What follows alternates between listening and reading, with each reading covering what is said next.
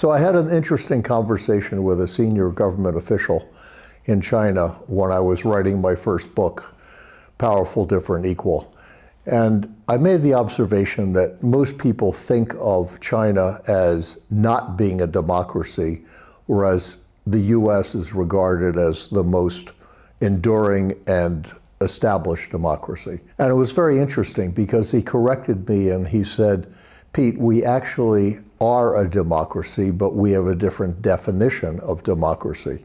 Your definition is an electoral democracy, which means government officials are selected based on who gets the most votes.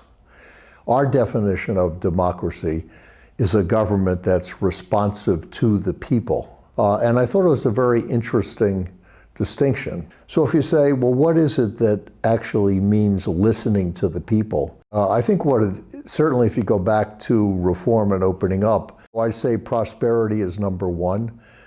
I'd say sovereignty is high on the list. But all of those, I would say, if you follow the moves taken by the Chinese government, they clearly are sensitive to what the people are looking for and take real initiatives to fix it. If you switch over to the US, the model basically is you count the votes of everyone who is eligible to vote. But that system has evolved in a way that is, I think, undermining democracy in some important ways. So if you go back to the 2020 election, you had the basically revolt that took place in Washington on January 6th, where people were trying to genuinely overturn the legitimate election. And it was made legitimate because there were over 60 court cases where the other side was given the opportunity to bring facts forward to basically demonstrate that there was fraud in election. In every single case, the anti-government position was defeated, basically because they presented no evidence that was credible that it ever happened. But if you look at what's happened at the party level between the Democrats and the Republicans, there are a lot of very specific initiatives that are totally meant to favor one side or the other that are becoming increasingly common.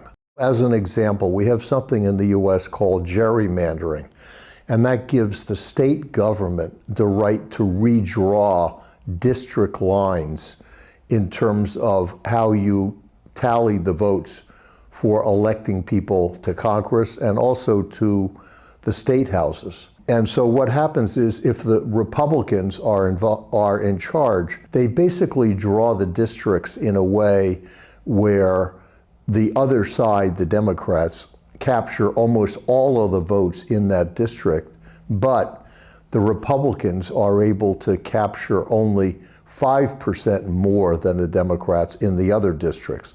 So you can have situations where the Democrats win the total popular vote, but there are more people in Congress from that state, from the Republican side rather than a Democratic. So it's a clearly non-democratic process.